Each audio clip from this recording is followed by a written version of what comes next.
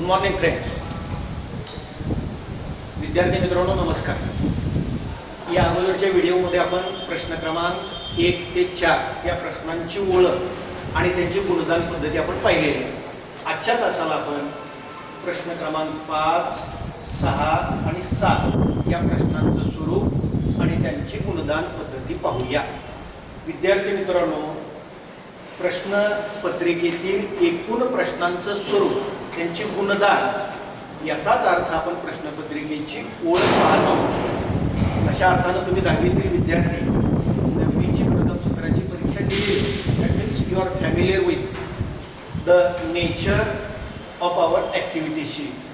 Today we are going to see question number 5, 6 and 7. Remember that section 5th, that is of writing skill. It carries 20 marks. Under this section there are two questions, question 5 and question 6. Let us see question number 5. प्रश्न 5 आपण पाहणार आहोत. विद्यार्थी मित्रांनो, प्रश्न 5A हा आहे letter writing. या प्रश्नाला गुण आहेत 5. त्यापैकी या प्रश्नामध्ये और आहे 5A1 इन्फॉर्मल लेटर आणि 5A2 formal letter. Informal letter या शब्दाचा अर्थ आपण याला कौटुंबिक किंवा नातलगास पत्र म्हणतो आणि फॉर्मल लेटर या शब्दाचा अर्थ आपण याला पण म्हणतो कार्यालयीन पत्र किंवा विनंती, अर्ज या अर्थानं या पत्राचा समावेश होतो. या दोन्हीपैकी आपल्याला एका पत्राची निवड करायची आहे आणि त्याच्यावर आपल्याला पत्र लिहायचं आहे. अर्थात हे करत असताना या प्रश्नाला 5 जे गुण आहेत ते कशा पद्धतीने आहेत ते आपण पाहूया. पहिल्यांदा या ठिकाणी जे गुण दिले जातात 5, त्याचा पहिला गुण आहे सेंडर्स ॲड्रेस अँड डेट. दोन्ही प्रकारच्या पत्रामध्ये या मुद्द्यासाठी आपल्याला अर्धा गुण दिलेला आहे. त्यानंतर रेसिपिएंट्स ॲड्रेस.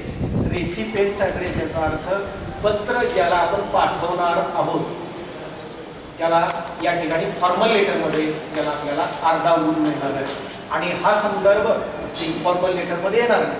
त्यानंतर सब्जेक्ट म्हणजे विषय याच्यासाठी आपल्याला फॉर्मल लेटरमध्ये अर्धा गुण आहे. त्यानंतर सॅल्युटेशन ज्याला आपण म्हणतो पत्र लेखन करताना सुरुवातीचा मायना, त्यासाठी आपल्याला इन्फॉर्मल लेटरमध्ये अर्धा गुण दिला जातो. आणि बॉडी ऑफ द लेटर ज्याला आपण म्हणतो पत्र लिहिण्याचा महत्त्वाचा गाभा किंवा भाग, याच्यासाठी आपल्याला इन्फॉर्मल लेटरसाठी 2.5 गुण आहेत आणि फॉर्मल लेटरसाठी 2 गुण दिले जातात. आणि ग्रामर याच्यासाठी दोन्ही प्रकारच्या पत्रामध्ये 1-1 गुण दिला जातो. आणि क्लोजिंग याच्यासाठी दोन्ही प्रकारच्या पत्रामध्ये अर्धा गुण दिला जातो. अशा प्रकारे दोन्ही प्रकारच्या पत्रामध्ये आपल्याला या 5 गुणांची विभागणी करता येते आणि या पद्धतीनं दोन्हीपैकी एक पत्र आपल्याला निवडावं लागेल आणि त्यावर आपल्याला परीक्षेमध्ये पत्र लेखन करावं लागेल. आता प्रश्न क्रमांक 5B.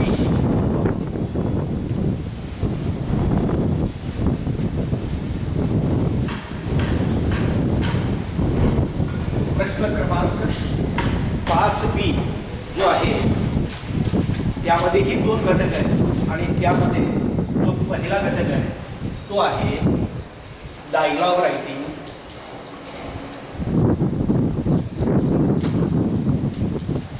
आणि त्याला दुसरा आहे त्याला आपण म्हणतो स्पीच रायटिंग.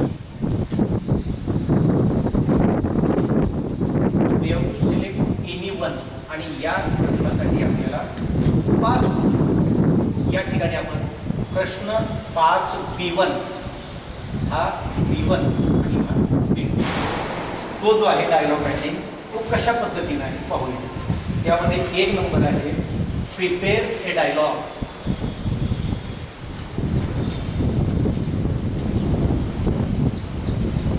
त्याला 1 गुण आहे. एकंदरीत यासाठी आपल्याला 4 jumbled sentences are given and याचा अर्थ आहे आपल्याला 4 क्रमबद्ध नसलेली वाक्य दिली जातात आणि त्या ठिकाणी आपल्याला ते वाचन करून योग्य पद्धतीनं क्रमानं ते संवाद लावायचे. त्यासाठी आपल्याला 1 गुण. त्यानंतर 2 कंप्लीट द डायलॉग.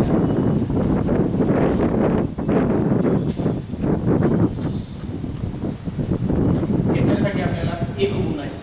2 या ठिकाणी प्रश्न दिले जातात आणि या दोन्ही प्रश्नांची आपल्याला उत्तर द्यायची. पण या दोन्ही प्रश्नामध्ये को रिलेशन असतं. For example, do you like to play, आणि त्यातला दुसरा प्रश्न, who is your favourite player. या अर्थानं याला दोन्ही प्रश्नांची जर उत्तरं अचूक दिली तर आपल्याला 1 गुण मिळेल. आणि यातला तिसरा जो प्रश्न आहे तो आहे write a dialogue. Write a dialogue on the given theme. On the given theme म्हणजे दिलेल्या विषयावर संवाद करा. पण तिथं कंसामध्ये एक सूचना दिली, मिनिमम 3 मिनिंगफुल एक्सचेंजेस. याचा अर्थ एकंदरीत 3 मिनिंगफुल एक्सप्रेशन संवाद करत असताना जर ए हा आणि बी हे दोघांमध्ये जर संवाद असेल तर त्याला आपण 1 म्हणूया. अशा पद्धतीने आणखी 2 संवादाच्या जोड्या झाल्या पाहिजे. तर एकंदरीत त्याच्यासाठी आपल्याला 3 गुण आहेत या प्रश्नाचे. 3 मार्क्ससाठी. आणि विद्यार्थी मित्रांनो लक्षात ठेवा, या ॲक्टिव्हिटीमध्ये विचारले जाणारे जे प्रश्न आहेत हे प्रश्न आपल्या पाठ्यपुस्तकातील चिटचॅट ॲक्टिव्हिटीवर आधारित असतात. अशा प्रकारे प्रश्न 5B1 तो डायलॉग रायटिंग आपण पाहिला. यानंतर यालाच पावर असलेला जो प्रश्न आहे तो म्हणजे स्पीच रायटिंग किंवा प्रिपेअर ए स्पीच. P किंवा P, राईट ए स्पीच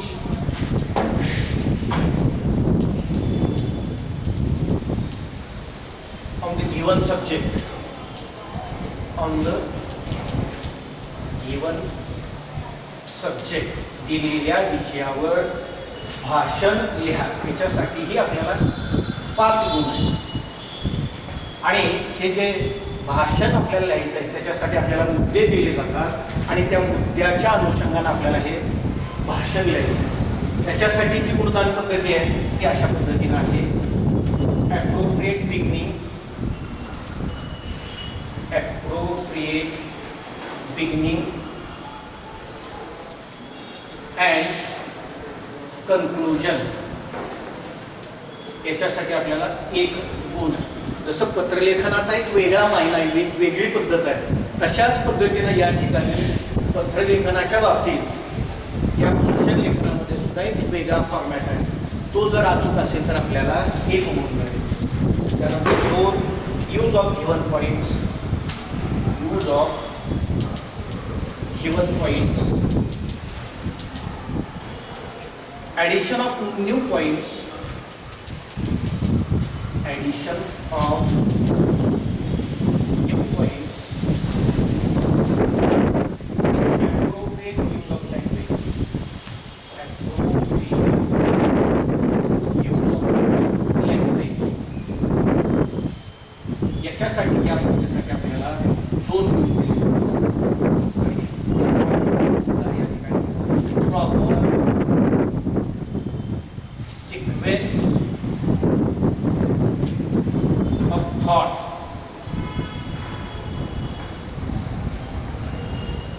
किंवा ज्याला आपण म्हणतो flow of language.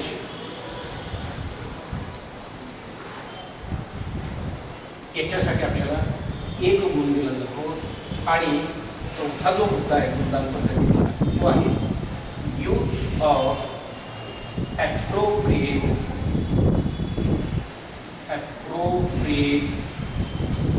grammatical structure.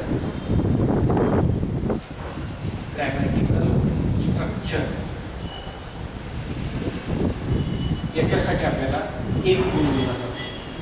अशा अर्थानं या ज्याला आपण म्हणतो स्पीच रायटिंगच्या प्रश्नासाठी गुणदान पद्धती आहे. विद्यार्थी मित्रांनो, आता आपण प्रश्न क्रमांक 6चं स्वरूप, त्यामध्ये असणारे प्रश्न आणि त्याची गुणदान पद्धती पाहूया.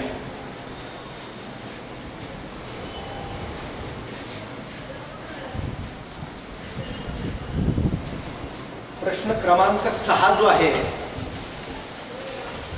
6मध्येही या ठिकाणी जो आहे त्या 6A मधला जो आहे तो पहिला आहे, तो म्हणजे प्रश्न 6A information transfer.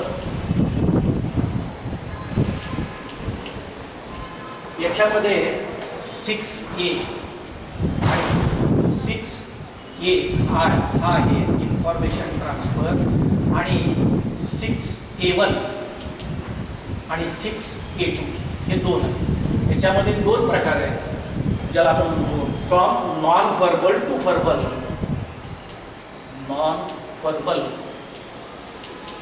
To verbal आणि दुसरा प्रकार आहे व्हर्बल टू नॉन व्हर्बल. या दोन्हीपैकी आपल्याला एकाची निवड करायची आहे आणि या प्रश्नासाठी आपल्याला गुण आहे 5. विद्यार्थी मित्रांनो, इन्फॉर्मेशन ट्रान्सफर या प्रश्नाचं स्वरूप आपण थोडंसं बघूया.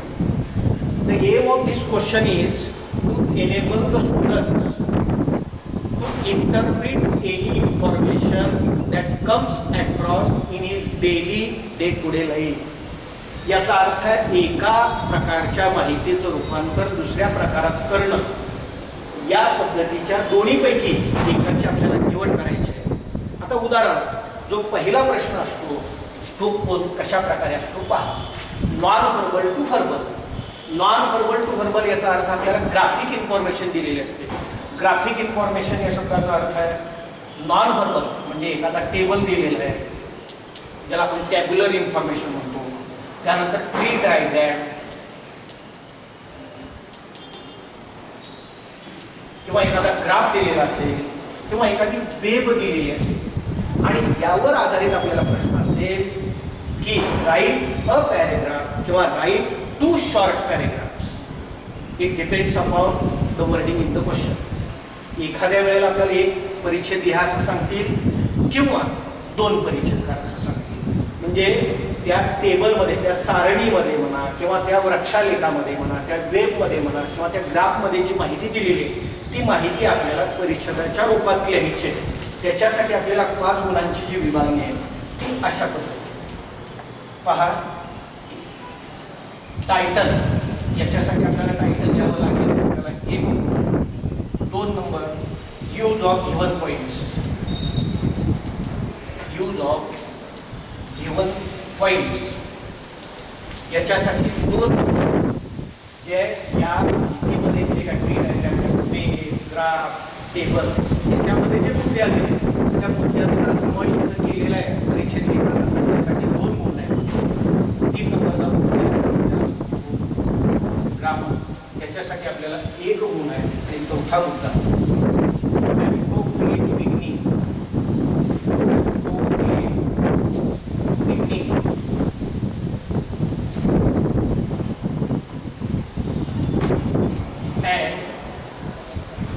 कन्क्लुजन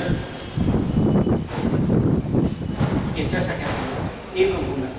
अशा प्रकारे या प्रश्नपत्रिकेतील इन्फॉर्मेशन ट्रान्सफर त्यातला पहिला 6A1 non verbal to verbal या प्रश्नासाठीची ही गुणदान पद्धती. आता आपण याला ऑर असलेला तो प्रश्न दोन्हीपैकी एकाची आपल्याला निवड करायची. त्यातला तो दुसरा आहे व्हर्बल टू नॉन व्हर्बल या प्रश्नाचं स्वरूप आणि याची गुणदान पद्धती पाहूया. आता याचा दुसरा प्रश्न आहे त्याचं जे स्वरूप आहे तेच आपण या ठिकाणी थोडक्यात पाहूया. विद्यार्थी मित्रांनो, 6A2 हा जो मुद्दा आहे इथं प्रश्नपत्रिकेत प्रश्न असतो read the following information and present it in the form of either tree diagram किंवा present it in the form of table किंवा कम्प्लीट द वेब. या अर्थानं या प्रश्नामध्ये वर्डिंग दिलेलं असतं. या ठिकाणी साधारणतः 15-20 ओळीचा एक परिच्छेदामध्ये माहिती दिलेली असते. त्या माहितीचं रूपांतर आपल्याला वृक्षालेखामध्ये, ग्राफमध्ये किंवा टेबलमध्ये करायचं. याचाच अर्थ verbal to non verbal.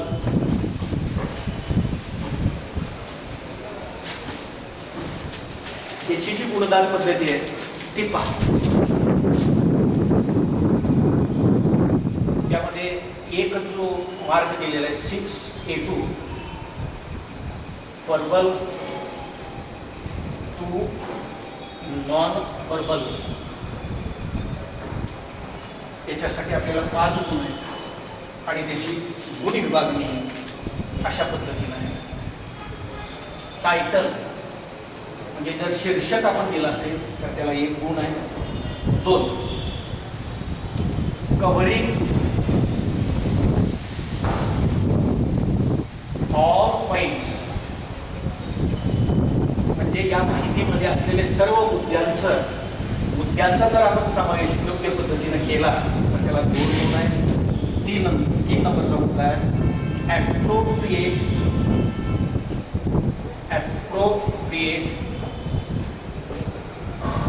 Layout that is graphic ज्याला आपण म्हणतो, त्यासाठी आपल्याला 1 गुण आहे. आणि 4था मुद्दा आहे overall presentation.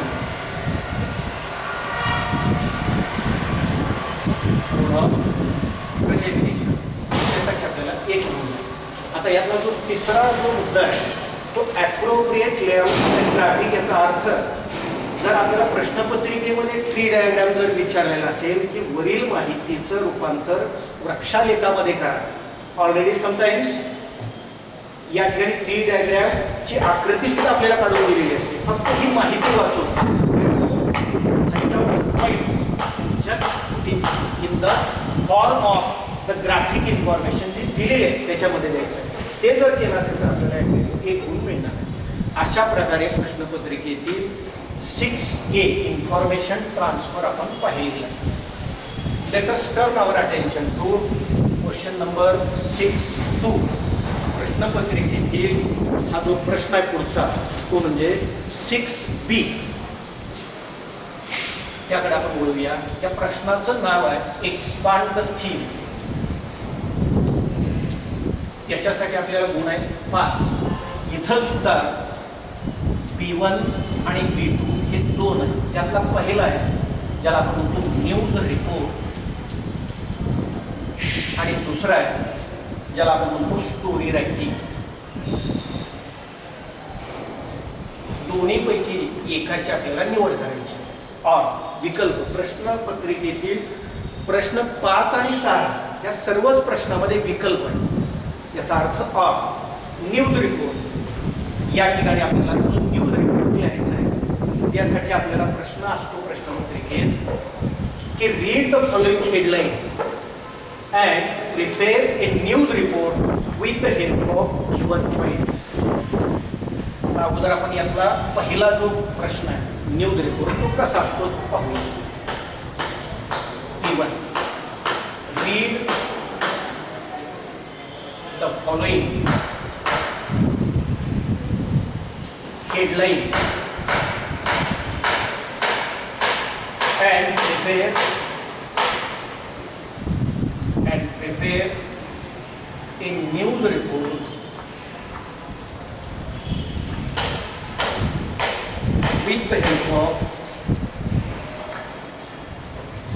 with the help of given points. या प्रश्नाचा अर्थ आहे की प्रश्नपत्रिकेमध्ये जे एखाद्या वर्तमानपत्राला किंवा शीर्षक वाचन करून खालील मुद्द्यांच्या आधारे आपल्याला काल्पनिक न्यूज रिपोर्ट लिहायचा आहे. आणि त्याच्यासाठी आपल्याला मुद्दे हेडलाईन ही तर दिलेला असेल आणि त्यानंतर मुद्दे दिले असतील की ज्याला आपण हेडलाईन, त्यानंतर डेडलाईन, त्यानंतर इंट्रोडक्शन आणि त्यानंतर शॉर्ट कंटिन्यूइंग पॅरेग्राफ. की जे शीर्षक दिलेले त्या शीर्षकाच्या अनुषंगानं आपल्याला या ठिकाणी हे पूर्ण करावं लागेल. आणि या ठिकाणी काल्पनिक जो आपल्याला हे न्यूज रिपोर्ट लिहायचं आहे त्यासाठी हे मुद्दे याला गुण आहे 5. आता आपण प्रश्नपत्रिकेतील प्रश्न 6B2 स्टोरी रायटिंग कशा पद्धतीने असतो ते आपण पाहूया.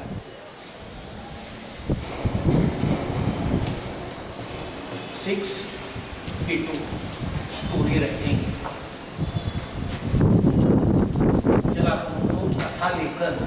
5 गुण आहेत. पत्रिकेमध्ये आपल्याला प्रश्न दिलेला असतो की develop a story. Develop a story with the help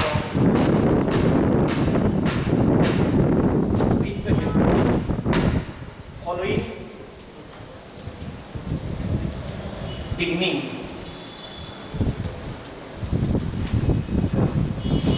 यापुढे दिलेलं असतं suggest a suitable title with. Sometimes कधी कधी हा प्रश्न असा येतो develop a story with the help of following eight.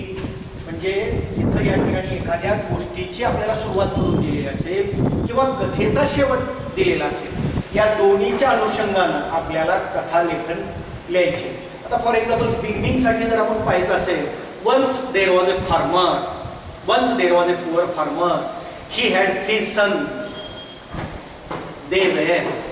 एवढी फक्त 2 ते 3 वाक्याची आपल्याला बिगिनिंग करून दिलेली असेल आणि त्यानंतर आपल्या कल्पनेप्रमाणे ती कथा आपल्याला लिहायची आहे. त्या कथेला शीर्षक द्यायचं. आता प्रश्न क्रमांक 6 B1 आणि B2 या प्रश्नांची गुण विभागणी कशा पद्धतीने आपण पाहूया.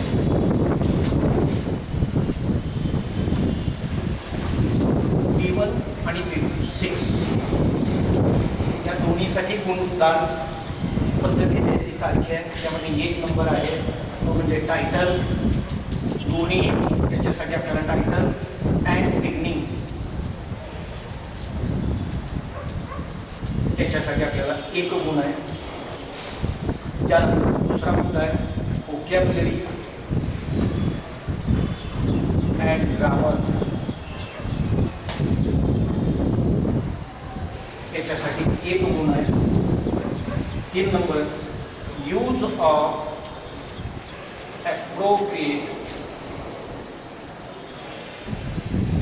appropriate points,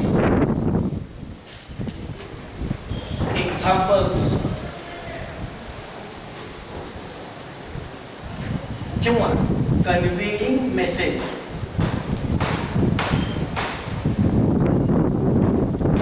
याच्यासाठी या पद्धतीसाठी आपल्याला 2 गुण आहेत. चौथा मुलांचा या ठिकाणी बोलला तो म्हणजे लॉजिकल ऑर्डर. याच्यासाठी किंवा कन्क्लुजन याच्यासाठी आपल्याला 1. याचाच अर्थ जर आपण व्यवस्थित पाहिलं विद्यार्थी मित्रांनो, दोन्हीपैकी एकाची आपल्याला निवड करायची आहे आणि ही निवड करत असताना, कथा लेखन करत असताना the story should be in simple past. There should be beginning, middle and end. हे जे कथा लेखनाचे सगळे जे काही गुणवैशिष्ट्य आहेत त्यात आले पाहिजे. आणि त्याच पद्धतीनं याच्या अगोदरचा जो B1चा प्रश्न आहे तो म्हणजे न्यूज रिपोर्ट, याच्यासाठी सुद्धा या अनुषंगानं दोन्हीलाही गुणदान पद्धती सारखी. आता प्रश्नपत्रिकेतील जो शेवटचा प्रश्न तो म्हणजे ट्रान्सलेशन, ज्याचं आपण या ठिकाणी स्वरूप पाहूया. हा सेक्शन 6वा आणि याला गुण आहे 5. तो सेक्शन आहे म्हणजे स्किल डेव्हलपमेंट.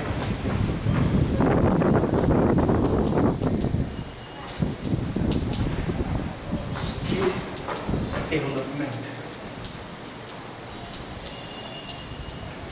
आणि यातला प्रश्न याला या सेक्शनला प्रश्न आहे 5 आणि प्रश्नाला सुद्धा गुण आहे 5. प्रश्न 7वा तो आहे ट्रान्सलेशन, याला गुण आहे 5. आता यामध्ये 3 विभाग आहेत आणि त्या 3 विभागाचा आपण गुणगान या ठिकाणी थोडक्यात पाहूया. त्यातला पहिला आहे 7A ट्रान्सलेट द फॉलोइंग